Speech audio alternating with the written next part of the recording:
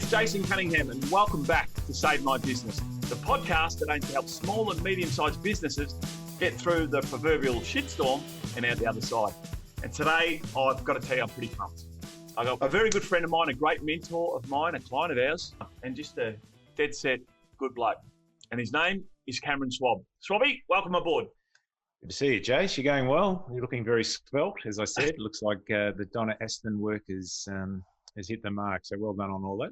Yeah, thanks, mate. She's that program has been nothing short of outstanding. And I guess at the start of the pandemic and, the whole lockdown, I went with the whole comfort food, comfort grog and comfort no exercise. And now, Cam, I got to the point where I just felt a bit lethargic, a bit yuck. And so I jumped on that. And, it's nothing like that feeling when you bounce out of bed and you're feeling fresh. And so, yeah, I'm right into it.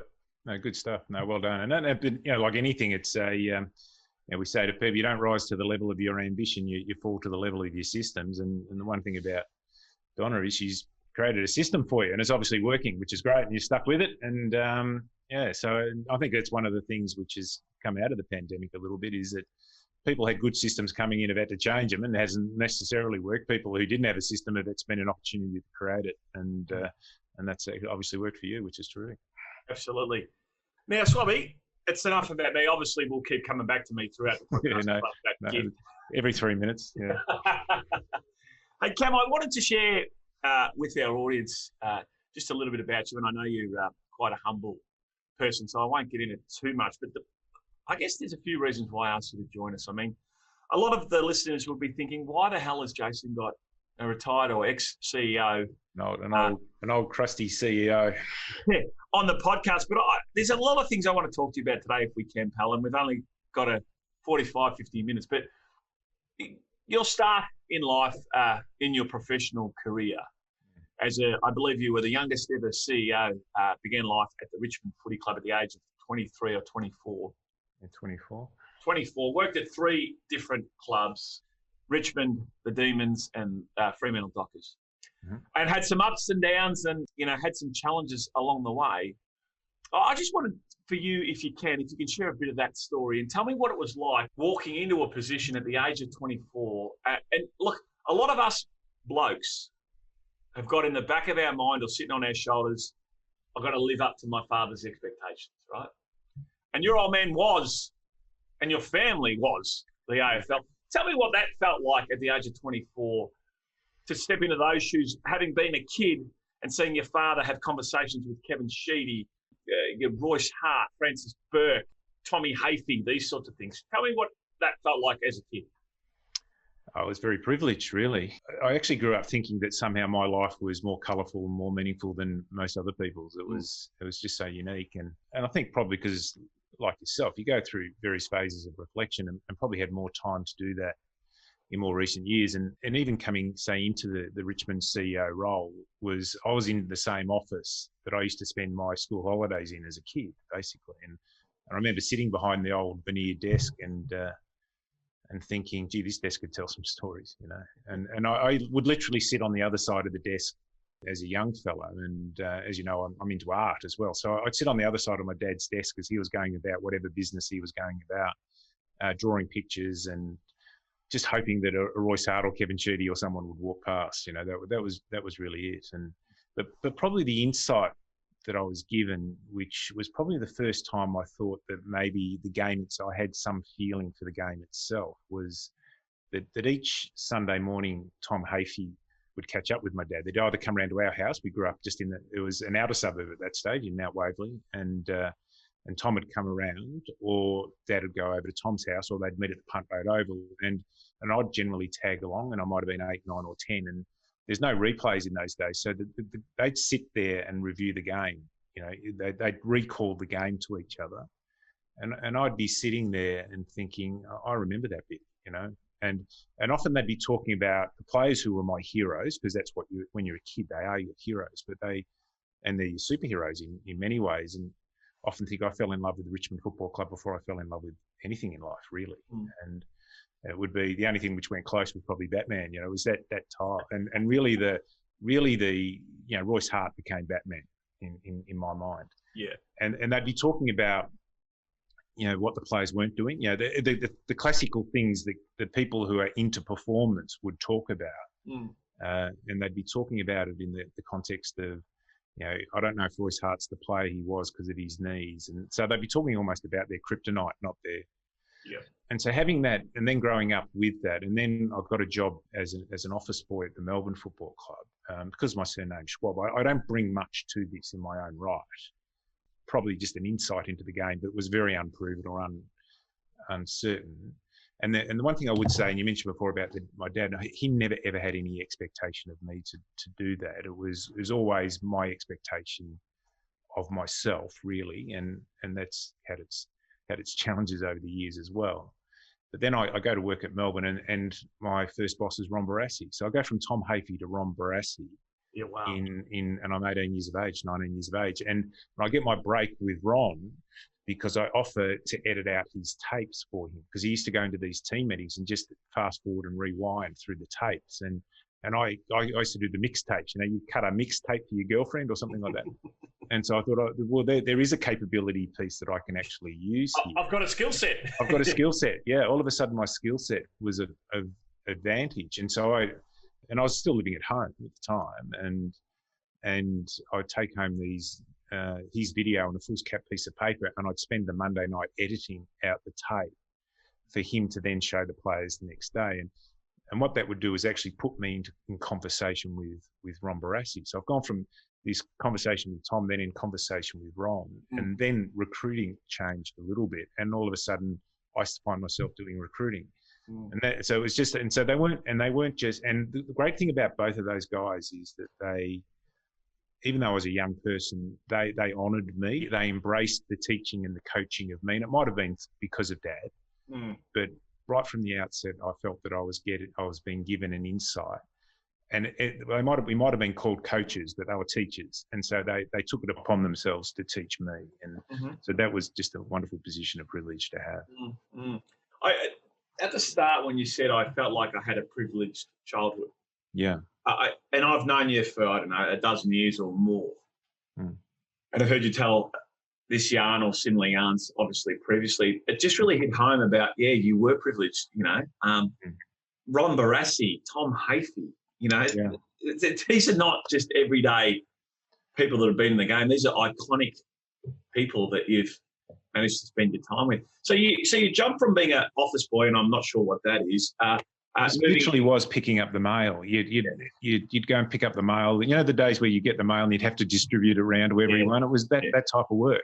I remember working when I used to work at Ford Motor Company. There was a woman that would walk down and she would hand out people's mail. That was me. Yeah.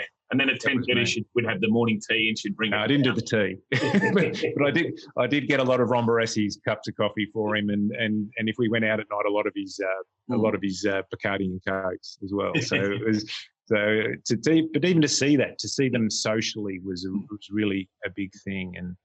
But then quite quickly though, I was in a relatively decision-making role. So I started recruiting at Melbourne full-time when I was about 20 because of the mixtape, only because of the mixtape, that I was in conversation with Ron. And I then got into recruiting and found I had a bit of a sense of it. And the other thing that I learnt during that period, and because I was just a young guy coming in, was I think one of the things that we have to learn in life is how to work, as in just the value of working hard. And I had no real reason to be a hard worker before that. I think if I was on the cusp of elite sports, and my cousin Peter Schwab was coming into AFL football at that time as well. And I saw how hard he worked, but there was a clear incentive to work hard, in that way. But by getting into doing the mixtapes, and they'd almost take me all night to do them. And I wasn't prepared to own up to Ron that I wasn't getting to bed till 4 o'clock in the morning, having edited his tapes, because he's now in his team meetings, he's got all this extra time to work with. So my list keeps getting longer, his foolscap list, because he used to spend half the meeting fast forward and rewinding it. Now it's just showing edits. Yeah. And every so often I'd go to Ron and I go, what about that time where, should have Stephen Smith pushed harder back, or should have, Stephen Nick have actually gone over, I'm having those sorts of conversations and I'm 19 or 20, and every so often Ron would say, put it in the edit. And I'd be at the team meeting waiting for my little edit to come up, and spring in his step. And I knew that Ron wasn't necessarily that sure when he go, I'm not sure why I put that in. He said a couple of times, that would happen. And because I got to know the guys later on, every so often I'd say that was my edit, that was my bit that I put in. And then in the recruiting, we had some success. We made the finals for the first time in a long time, and that really set me up for the next probably 25 years in the game. As much as and so you jump from recruiting at Melbourne, which is there's an interesting little relationship as to how we met, you and I, which we might talk about a bit later on. But then you go into the CEO role at Richmond Footy Club. Tell me about that, how that went, and tell me some of the tough decisions you had to make. Yeah, no, it was. I remember sitting behind that desk for the first time, and look, I think one of the things that we will always feel is that sense of imposter as a leader. But it was never more intense than it was that day. I was 24, and I was a young 24. I was a late developer in life, physically, and a lot of the players who were the great Richmond players of that era, and we were a very poor team. We'd finished on the bottom the year before. So the Richmond of my father was a very different Richmond than the one I worked for. But some of the players who were my favourite players coming through the system were coming to the end of their careers. Say Michael Roach, for instance. My father recruited Michael Roach, and he was a super player. And it was his last year. And then there's guys like Mark Lee, Dale Waitman, Jimmy Jess, these sorts of players who all Richmond Premiership players who were coming out, and there was this big gap between them and the next player. So it was a massive transition the club had to go through, and we were also broke. We had no money. And like 1 year in to the role, or 2 years in rather, I come up with this idea, and I remember walking around to Neville Crow's house. He didn't live far from where I lived, and Neville Crow was the president of Richmond and a wonderful fellow and a great player of the club who was he came back to the club because the club probably needed a hero more than it needed a president during that era. And I remember sitting in his lounge room and saying, I think we have to effectively kill the club. We have to finish it and give the supporters the opportunity of saving it. And that created a thing called Save Our Skin, and the club raised $1.7 million in a year. I remember that. We're only turning over around 2 or 3 million. So that its consequence was significant. And I think with Richmond's great success now is people have reflected on that time. Yeah. And it's interesting because there was a young fellow who had only just made his debut that year for the Tigers, was Brendan Gale. And so he played his first year, the year that we did the Save Our Skin rally. He might have played 18 or 19 games and skinny centre-half forward. And then 25 years later, he is one of the great architects of, one of the great football clubs in the game, and would have reflections on that period because he was always someone who, even as a young fellow, had a different sensitivity and insight than, and it's no surprise that he's done as well as what he has in that regard. Schwabby, I want to touch on it a bit, and I don't want to dismiss the piece about Benny Gale because actually when I hear him speak in the media, he's actually quite a considered. No, he is. And when I spoke to Schwab, who helped me put this together, I said one of the things I really enjoy about Cameron is he's quite a considered thinker and then a considered communicator. And one would argue that I'm somewhat different or almost opposite to that. Hey, no, I think you underrate yourself from that point of view. I think and that's what's always drawn me to. It's obviously colourful, but inside the colour is a depth of experience and insight, which. It's all self-made and developed. So no, I think you underrate yourself without wanting to sound like I'm pumping up your tyres. Thanks, mate. Hey, listen, I want to touch on this piece about the hero piece, and I want you to share with us if you can. I remember a slide, and we've done it on a few of our retreats that we've done together. You said everyone needs a hero. Can you share with us the importance of a hero in our lives and also related not just back to business and sport, but maybe in our personal lives as parents and all that sort of thing. Can you share that with us? Yeah, I think it's interesting you mentioned the parent because I think the parenting aspect of as it relates to leadership is a wonderful, or probably the best metaphor in lots of ways, and not in that patriarchal way. No. Like it's there's a wonderful saying which is we build let's build the child for the path, not the path for the child. And I've got a transgender daughter, so it's this idea of a child for the path was fundamental for her. If it was all about the path for the child, she might never have made the choice that she made, and might actually now be so fully de-energized by trying to fit into a world of which is not the one she wants to fit into. Whereas now she's got the wonderful energy of belonging. You know, fitting in's a terrible waste of energy. Belonging is just wonderfully energizing. And so right from the outset, I was fortunate in that clearly the game energized me. It's funny because I worked in it for a long time, for 30 years, and there was always a sense I'm never sure how much I belonged, but I think most people would, who have played a role, because their identity is so tied to it. And so the notion of a hero is, and hero is a little bit of an inflated word. I get that, but I think if people have the impact that they can have, they literally do become your heroes. And I grew up with a real life hero in my father, but I also came to terms really early with his humanity, because he fucked up a lot, and so in the end, I lose my hero because of one of his errors, and it cost him his life, basically. And so therefore, having to recognise that, both the thing that I got to do in life, as in a love of the game, the hero that was provided for me in my father, and my mother also a very strong influence, and then to work with it, Ron Barassi, and I got to work with Alan Jeans. I got to work with some of the very best people, that it was actually provided for me on a platter, a lot of this stuff, and to actually all of a sudden realise, and I've been sacked twice as a CEO. So in those times where you go, well, all of the things I was able to take for granted in my life, none of them actually applied anymore. And so therefore, the need to go and find yourself a hero. And the hero is someone who is clearly got your best interests at heart. That there's no, as much as there ever can be, no other agenda other than the conversation you're having and what's best for you. But secondly, also has the insight, which is relative to whatever the issue you're facing. And so, for instance, even with Evie, when she changed gender, I had to find heroes, really. And the heroes might have been just the experts who could actually, help me, because I all of a sudden didn't know how to parent my child anymore, which I thought that I'd had that in at least one way. And in the end, interestingly enough, the conversations we ended up having, Evie and I, were the most important ones. And one of them was to make yourself easier to parent. So even if you're going to go and find yourself a hero, make yourself easy to be coached, make yourself easy to be taught. Don't come in as a knower, come in as a learner.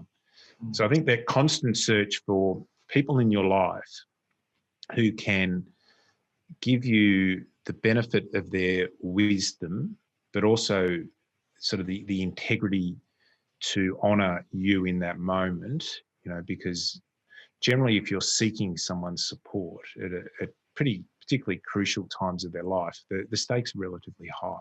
And often I found over time is that people would have responded to conversations that I've had with them, as in they were looking up to me, mainly because of the roles that I played, I would think. And then they would refer back to conversations I couldn't even remember ever having with them as being important to them. And I think we should never underestimate that. You and your role, people who are in leadership roles, is that it's often, I think the great leaders, and the three guys I talked to before about Ron Barassi, Tom Hapey, Alan Jeans, and I think Neil Danaher's in this category as well, were people who, there are great people who you meet who you feel good about them. And you certainly did with those guys. But the really wonderful people are people who make you feel good about you. Yeah. Make you feel good about you. And they're your heroes. And all of those guys, and whether it was because of the relationship with my dad, I'm not sure. Alan Jeans was a little bit different because I lost my dad during that relationship and he was a friend of my dad. So maybe I was having conversations with him that I probably wished I was having with my dad, because we certainly still had a lot of talking to do. So I've now made it a point to always, I think we develop in life through conversations with wise people, through the books we read, and it might be the podcasts we listen to. And that gives us hopefully some sort of insight. And then it's up to us what we do with it. So you need to have then a system. So how do you go about curating your thinking? And you've done some wonderful curation in your life by writing, for example. That is basically a curation of your thinking. It might have been your lived experience, something someone's told you, you've used a bit of COVID, a bit of this, all of that stuff, but it's curated in a way. And because what you've done is you've borrowed freely, but you've combined uniquely to you.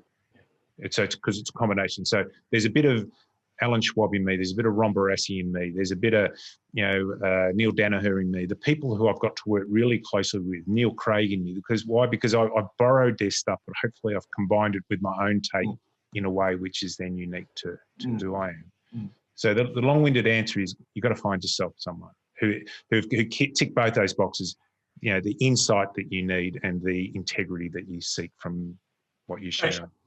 Thanks, mate. Going back to then you as the leader. Yes. Right. There's two things I want to touch on here if I can. You often talk about honour the role. Yes. And the importance of honouring the role.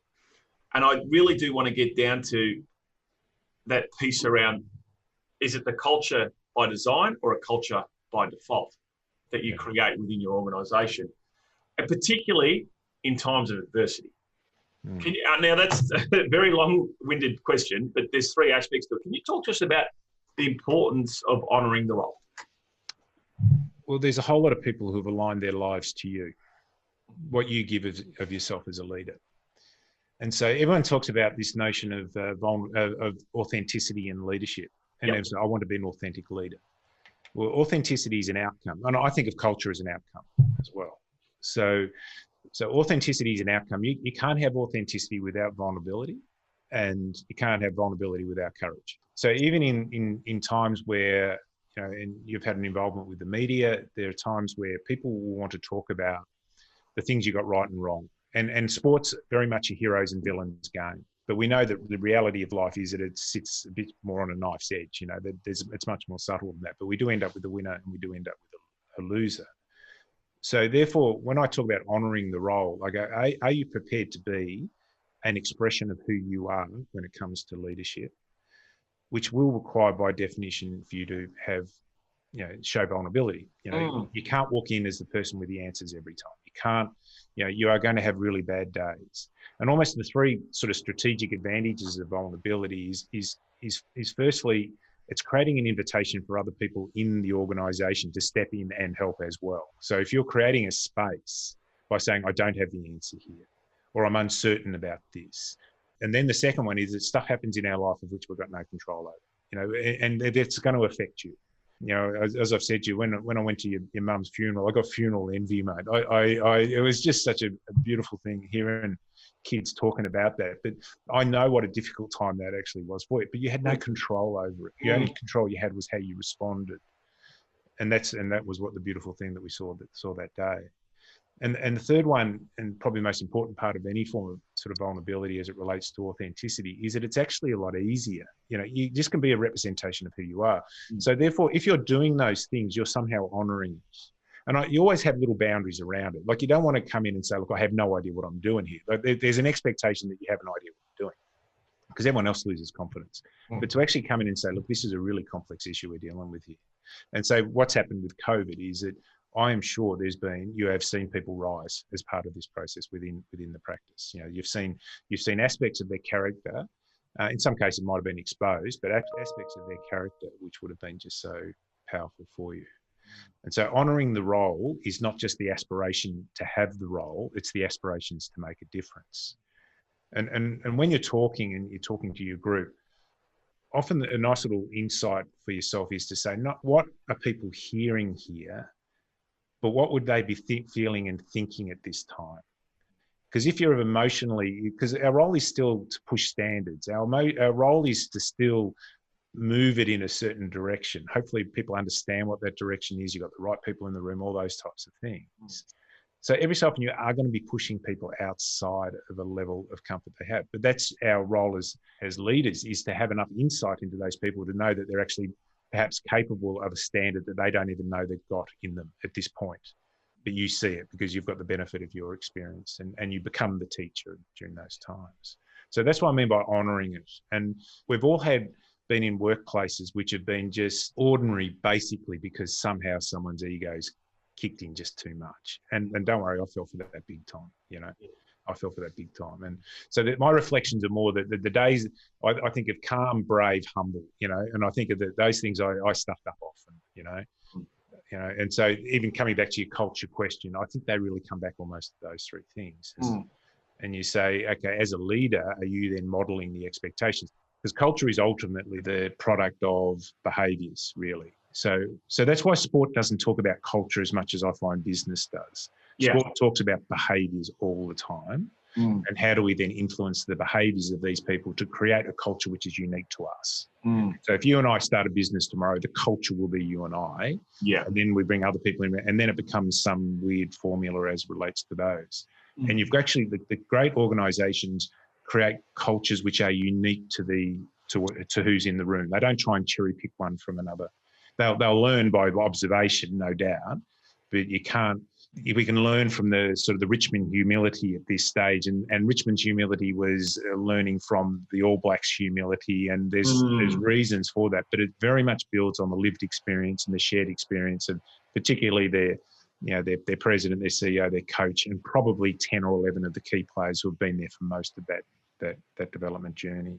And I think if you think of culture as not what you want, but what you've got, look into the room and build something around. And if you've got the wrong people in the room, just get them out quickly. So let's talk about that. I mean, there's so many correlations that you use from elite sporting teams and elite sporting clubs. And one of the things that I found interesting in our conversations was this whole list management piece that you do with your team. Can we have a yarn about it? Because mine, as you mentioned earlier, I don't mind gleaning, pinching, borrowing other people's thoughts and then adding my bit to it. I really did enjoy your conversation earlier. I mean, I just could hear Brené Brown talking a lot about vulnerability, courage, and all that sort of stuff. Yes. But I've just texted her, told her that you've lifted half her stuff. But so all our businesses are built on our people, our processes, our customers, which obviously dovetail into driving the financial performance of the business. And I love the yarn you have around behaviours, and that's what they do in sporting clubs. It's, those key performance indicators. But I found interesting was about your list management techniques and what can we as business owners glean from that within our organisations? Well, if you're running an organisation or you're responsible for a team, I think you should be assessing your team every week. As though it was a match. Because development of people isn't about sitting down with them every 6 months and doing a performance. It's in the hundreds of micro conversations that we have. And one of the challenges I think during the pandemic is those micro conversations mightn't be being had as often. You come in and it's the walking the floor type stuff. So you do, and I just put 4 columns in the back of my notebook. And I write down the names of the 10 most influential people in the organisation. And often, as a CEO, they're reporting to you, but sometimes they're not. Just, in the football club structure, the captain is a very influential person, but he's about 5 reports away from you. And I just put character and competency as the 2 things that we're looking at. And the character piece is built on the fundamental that we recruit for the locker room first. But I've made that mistake a lot. Because like everyone, we get beguiled by talent. We get beguiled by, someone who feels just, gee, we really need what that person can bring now. We get worried about long-term versus short-term, all those sorts of things. And under character, I put integrity and intent. They're the 2 things. And the definition of integrity is, does the person do the right thing even when it's hard? That's just a simple way. And you either put a tick in that column, a tick and a question mark, a cross and a question mark, or a cross. You only got 4 measurements. And a tick is just, they're past the post. Proven, track record, ready to go. Tick and a question mark is saying, they're going well, but they've got development. And so once the question mark goes in, that's an opportunity for feedback. A cross and a question mark is saying, on balance, you're probably thinking not. That they'll have to prove you wrong at this point. And a cross means they shouldn't be working in there. And so you have the 4 columns, and under the competency, you have the first one is functional capability. Has the person got the functional capability to do the job? Just not a form of capability, but the functional capability to do the role that you need from them. And if they haven't now, in a timeline which actually works reasonably, And the last one is track record. So under competency, two things: track record and functional capability. And you just do that every week. And then you write from that, as you're putting it in, you say, okay, what does this role now expect of me as the leader? Well, my role as leader is to develop all those people or ensure that they are being developed. So if it wasn't someone who's a direct report for me, it might have been a conversation I had with that person's team leader or something similar. And the reason you do it every week is the chances are that you did nothing about it the week before. And we do match reviews in the game. And the one thing where business is dramatic, I think can improve dramatically as it relates to sport, is on the question of what happened. Not the question of what now and what next, but what happened. Because what happened is a great opportunity to learn from a situation or circumstances as a teaching and coaching thing. So sport, if we play a game on the Saturday, we don't really think about the next game until the Tuesday, because we've drawn as much learning out of the previous game as we possibly can. And that is as it relates to both the team and obviously the individual. And in fact, the 18-year-old player is bringing in an edited version of his game to show an assistant coach. So we can get 18-year-old people analysing their own game, but I can't get 35-year-old and 40-year-old people to do that. It's just crazy in my mind. And so even, we come back to the hero thing you talked about before. Well, really, that's almost coaching in its own way, where every performance environment in the world has coaches, but business, we just play with it a bit. It doesn't make sense to me. Yeah, I'm thinking about putting a camera system in the office and just getting people to watch their own performance. No, but I've had someone who, because a lot of stuff is now being videoed, they're actually watching when they're actually got client. They ask the client, "Do you mind if we do this?" And they are using it as coaching. Right. Yeah. So they might put a proposal to someone. Yeah, and because people have now been reduced to putting serious proposals to organisations in this form, and they're now looking at their stuff and they go, "What were you noticing in the other person? That we got them engaged when we showed this. We got them, if it goes for too long at that point, we lose them. So they're actually using this environment because they now are actually taking stuff as a coaching aid. There's so much. Cam, just going back to what you said earlier, right? When I'm listening to you talk like this, there must be so much freedom to be vulnerable in an elite sporting club, because I can just imagine when I look in business and in the world that I'm in at the moment, there is a fair bit of ego going on, right?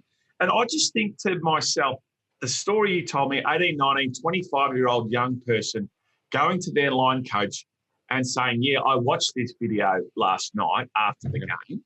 And I know I should have pushed forward. I should have done this. I was lazy here. I didn't pick him up. I did. And it's, when you realise the things about your own performance yourself first, and then you offer that up to your coach, that is so much more powerful than when someone says, Jason or Cameron, you should have done this, you should have done that. Because you're owning the issue right there, aren't you? No, very much. And so even you're a parent, you got your kids. The number one thing that we're trying to teach is self-responsibility with our kids. Yeah. The path for the child for the path. So I love that. So, and you got to remember, the male brain doesn't really kick in till it's about 25. Mine was about 38. Yep. Yeah. And I often think about that even as, say, the role I was playing, that I was just so underdeveloped, in all the ways that you are as a young person. And what does self-responsibility looks like is the very thing that we're talking about, where people, I put people generally into three categories. I go the learner, and they're the only one you really want in your organisation. And I was listening to an Eddie Jones podcast. He says, never recruit anyone who doesn't want to get better. And that's just the most simple, beautiful way of saying it, isn't it? Never recruit anyone who doesn't want to get better. And Alan Jeans used to always say, you can't put in what God took out. So there is certain characteristics that people actually have that, are natural. Then you get your knower. Yeah, I've done that. I'm that. And straight away, if I'm coaching someone, if I've got a knower, I just say, look, this is not going to work. Yeah. This is not going to work. And the last one is just your ignorant person who just either they don't care, they're not up to it, it's just not important to them, in their own way. So you really want to get your first category of people into your organisation. So people who actually want to get better. And what you often find, and you would have experienced this, is they end up getting better in an area that might have been totally different to the reason they were actually employed. It's like the player who comes into your club as a centre half forward and ends up being full back. It's that type of thing. But we start teaching this right from the very start. And the reason why you do this weekly assessment of your people is because it informs you for every conversation that you might have. So if I've done my weekly assessment on you, we might be driving to an appointment together. I'll meet you downstairs for a couple. That is then that opportunity for me to say, look, I've been meaning to say to you, Jason, that piece of work you did the other day was terrific, mate. That was a tough meeting. They were really aggressive at the start. You held your nerve. Then the three little things which go through your head, you ask yourself, if I'm going to give feedback, just ask yourself, can you back it up? Is what I'm about to say, because you don't want to just say, you don't want to come forward with hearsay or rumour or gossip or anything like that, because you're just becoming part of the gossip circle then. You then ask yourself, is what I'm going to say valuable, important? And then you ask yourself, is it coming from a good place? As in, are my reasons for saying? Because one of the overarching things we have to always think about is it my ego talking? Is it my anger talking? Is it my, am I sort of half not telling the full story in all of this stuff? That's one of the things you always need to think about.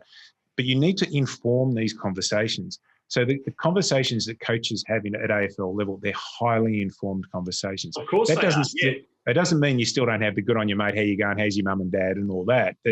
Those things still happen, but they're very informed conversations. What I find with leaders in business is they don't inform themselves on the conversation often, and it's the consistency which is critical.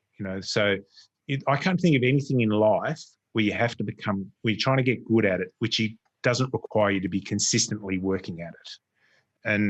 And so I think coaching and assessment and development of your people, it's almost the number one thing. It has to be.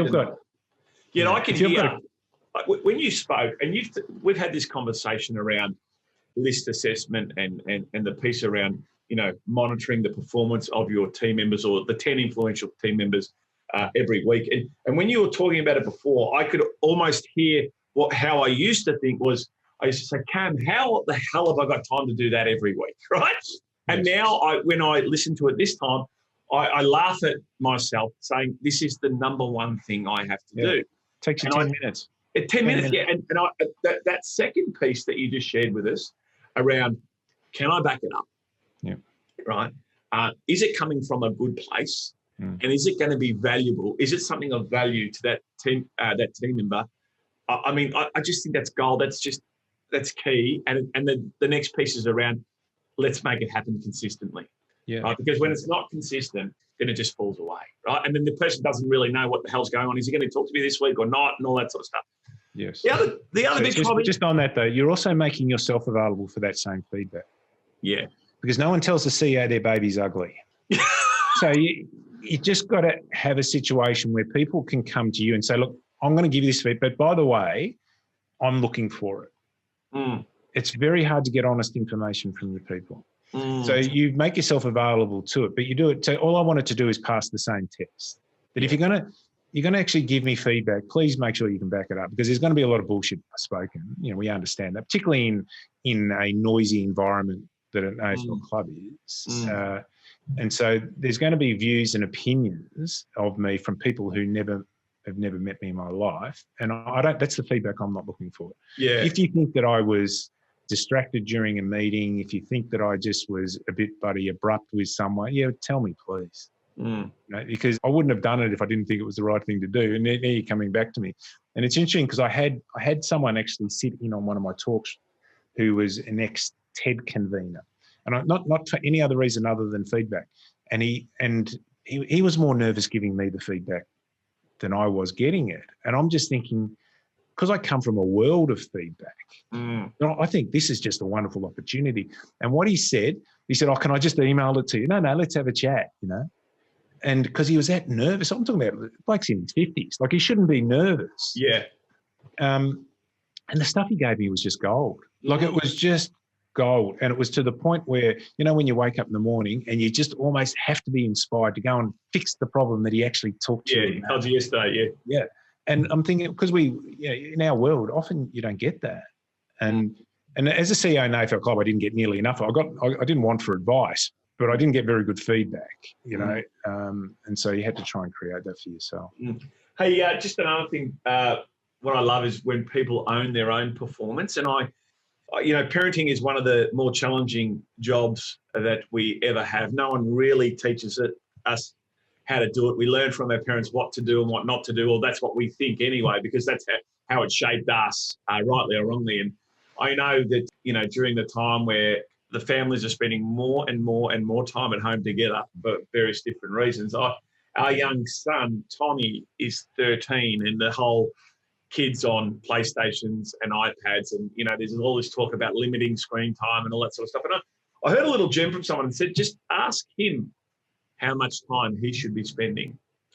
And we had a conversation with Tommy the other day, and, my son is 6'2" at 13, which that's a whole nother conversation. But he said, Dad, I don't think I should be spending more than 2 hours on my PlayStation and maybe an hour on my phone. Now, that's on the back of the day where he spent 9 hours on it, right? Now, if I jumped on him and said, TJ, mate, too long on there, it's going nowhere. But when he owns it himself, this is a 13-year-old kid, built like a man. But it's a different conversation that we're having. It is. And he's going to go through, I heard someone describe puberty as a ritual of ordeals. It's a ritual of ordeals, and it's actually, and there's certain things they just have to go through in their own mind. Yeah. But to work that out, the only thing that we try to do is give our kids, the insight that in the moment they make the right call that they're going to make, but they're going to make mistakes because they almost have to, as part of it all. And even because I've been sort of out of the game for 6 or 7 years, I've spent a lot of time just reflecting on sort of the transition type stuff that we do in life, and I think of all of the most important transitions that I've made have all been a product of an ordeal in one way or another. Yeah. And they might be the ones that I'm more prone to reflect upon. I mean, that's what I find interesting about you, Swabby, is the conversations that we mainly have and the conversations that you share with me, my team, and the audiences that you speak to really talk about the times that you fail. And, I know, as I said, I've known you for a dozen years or so. I remember, first meeting you at the MCG, parking underneath and going up and seeing all the nostalgia around the Melbourne Footy Club and all that sort of stuff. And, I guess we met by accident because I think you were flying back to Fremantle. I went in to get a bookshop, buy a book in the bookshop. I think you might have been with Chris Connolly or something, you said to me. And, yes. And I did a little shifty there because I got David Schwartz to write the foreword of my book, and I had his name in a larger print than I had my name, the author. And he said, oh, shit, look, I recruited the Ox. He's written a book. It doesn't look like him on the cover. But I do remember, Cam, the time when you were the whole Melbourne Footy Club stuff, and you're on the front page and the back page of the Herald Sun, and you ended up getting tipped from the Melbourne Footy Club. Tell me what that was like, and tell me how you dealt with that. It was hard. Yeah. The one of the things which has always come with the job is that you've had to make choices on other people's careers, and so therefore you have to be honest enough to know. Not necessarily, you won't necessarily agree, but you have to understand that that's the right. That people can say we're heading in this direction, and you're going to have to find your happiness elsewhere, if you like. You're going to have to, and that's happened. I've had to sit down with coaches and tell them that their time's up, and it's happened twice to me, and both times at Melbourne, and both in probably a longer term response to an area, a controversial thing at the time, and what's truth in that and what's not truth almost gets lost, and in the end doesn't become. It's not almost the most important thing anyway.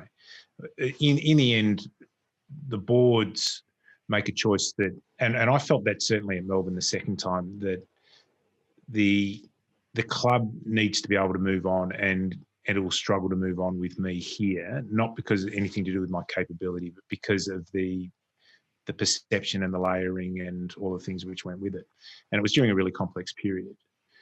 And so to come out, to know and finish up, and so that was in 2013 at Melbourne, And so I'm 2013, I'm 49 and I'm washed up, basically. Where really as a CEO, you should be coming into your prime.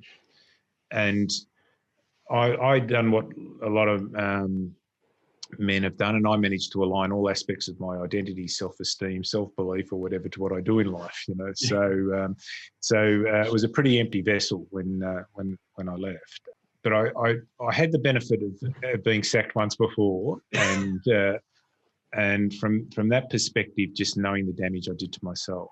And it's interesting you mentioned the Brené Brown thing. I was actually, when I was talking about the vulnerability, I got that from a guy by the name of David White, who's a beautiful writer as well. But she does talk about vulnerability, and she talks about the shaming. And so it's taken me a long time for me to go from I am, as in I am that thing which you had to read about in the paper, to I did, as in that's something which happened that I played a role in, but it doesn't define who I am. Yeah.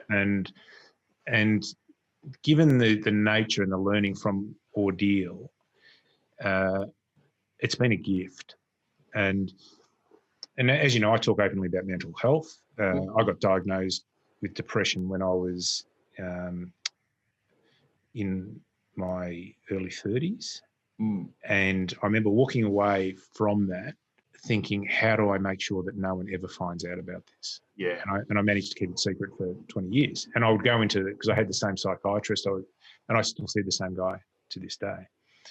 And I now almost call it my gift of depression. I wouldn't recommend it to anyone, but it built in me probably a capacity to reflect that I don't think was a natural thing, because I was into momentum. I was into, there's a path we're going and I'm going on that path, and one day I'm going to end up with a 6-pack of silverware that I'll be that bloody proud of, and that's how I'm going to define my life. Well, I managed to spend 25 years as a CEO and never won a premiership. So it becomes, so am I going to actually define myself by that, or I'm actually going to have some sense of pride in the work that I did and the insights and the learnings that I always had? But then in this effort to try and find whatever the next thing was, in a roundabout way, it took me to art school. I ended up studying fine art. And because I knew that there was a part of me which was very attracted to that. And it ends up being really important. And then rebuild some sense of value of myself as someone other than being a CEO of an AFL club, which I've been for the previous 25 years pretty much.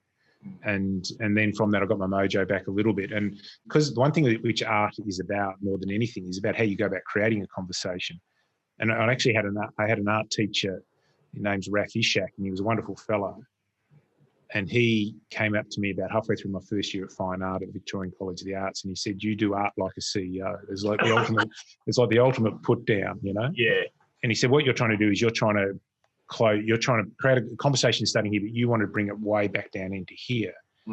In art, you have to have comfort that you can leave the conversation back here and let whoever's looking at your stuff make up their mind as to what it actually is.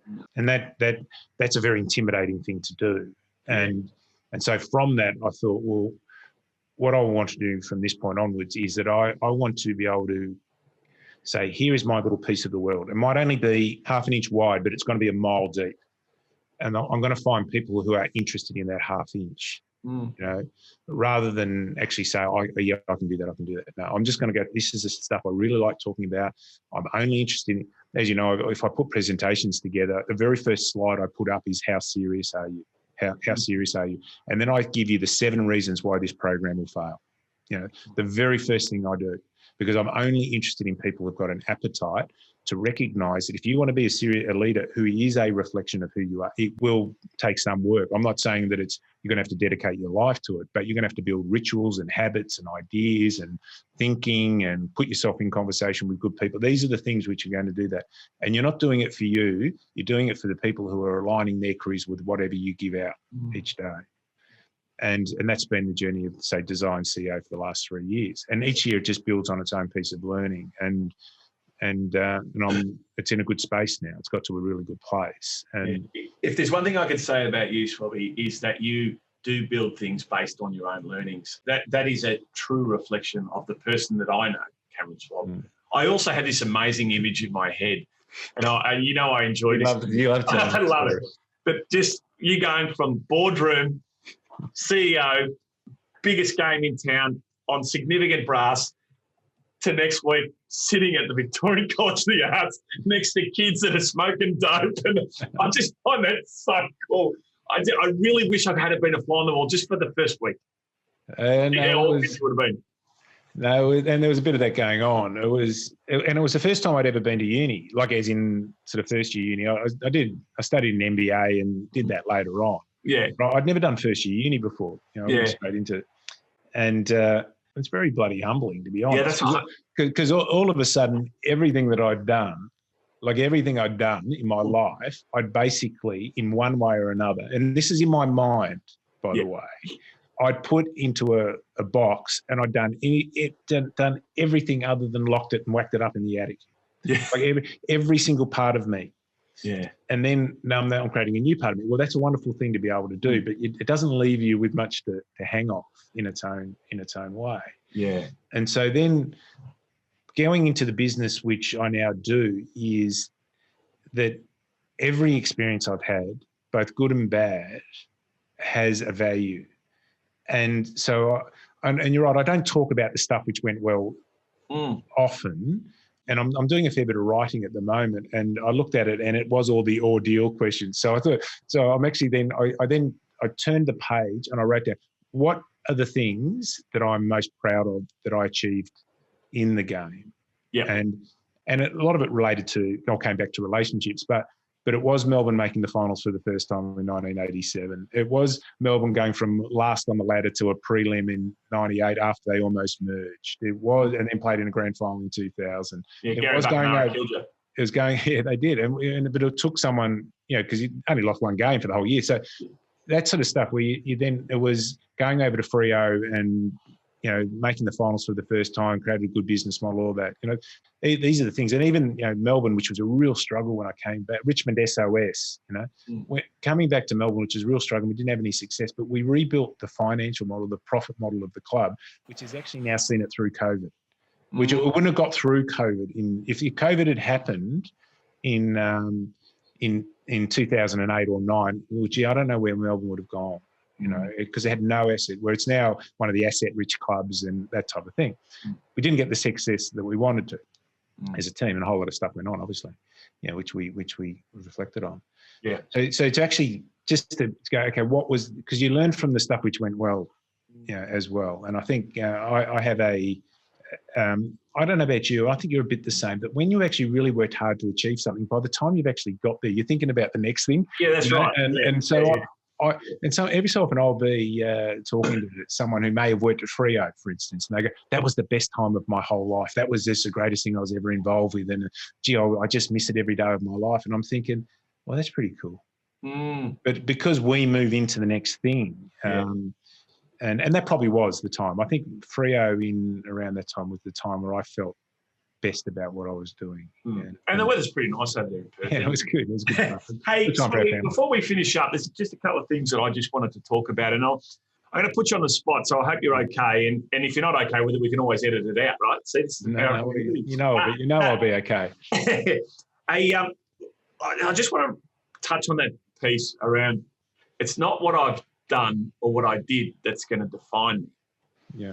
It's really more about my future. And one of the recent psychologists that I've been working with, because we all have various different challenges, and and we've all been through a traumatic event or two in our life, and often you meet people that are still clinging on to that thing that happened to them, but you don't understand, Jay. My wife left me, or my business went under, and it's that ability to just stop and remember it's not what I've done or who I was that's going to define me.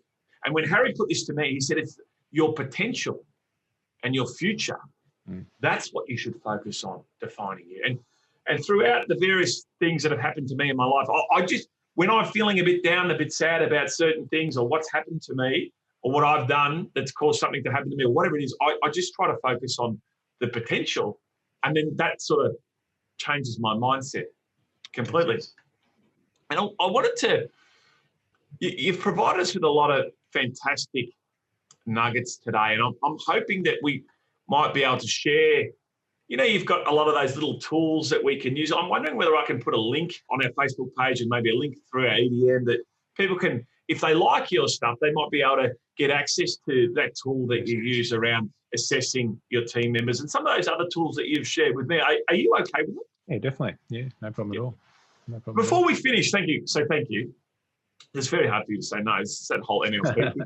No. But one of the, and it sounds silly, but one of the reasons, and one of the things I've learned from you is that if you offer yourself generously, it just somehow stuff happens, and that's coming from someone who probably lived in a fairly closed environment because it's a very noisy environment, and at different times you're just terrified about people's interpretation of your generosity. Well, whereas in our world now, we can just be who we want to be. You've got more responsibility of the organisation, but really design CEO is a reflection of just me. So it comes from a place of generosity from as a starting point, and I encourage that also in leadership. People. Thanks, mate. Hey, last thing, a minute I want from you. Yeah. And it's around, I'm going to coin this phrase incorrectly, so my apologies, and I don't mean to be disrespectful, but someone once said to you, the most important person in the room on the field is the one with the ball in their hands. Can you explain that to me? So, it was actually at a good friend of mine, Chris Conley. His father, an iconic figure in country football, and played a few games for Teddy Whitner at the Western Bulldogs, or Footscray as they were then back in the day, and ends up then spending a lifetime just coaching. One of those great footy people, end up being president of the Goulburn Valley Footy League, which is a great football competition. Shepherd and Kyabra. It's the only place in the world they shorten all the names. Shep, Kai, Tat, Tally, Rube. There's no other place in the world they shorten the names other than the Goulburn Valley. I don't think, I'm just going over to Kai, then we're going back to Tat, then we're going over to Tally, then we're going to Inver, then we're going up to Chuka. They even take the E out of Chuka. It's just one of those places. And that was the Melbourne zone. So a whole group of my friends in life, Gary Lyons from Kai, Chris Conley's from Shep, Kelly O'Donnell's from Kai, Adrian Battison from Tat, they're all from that place.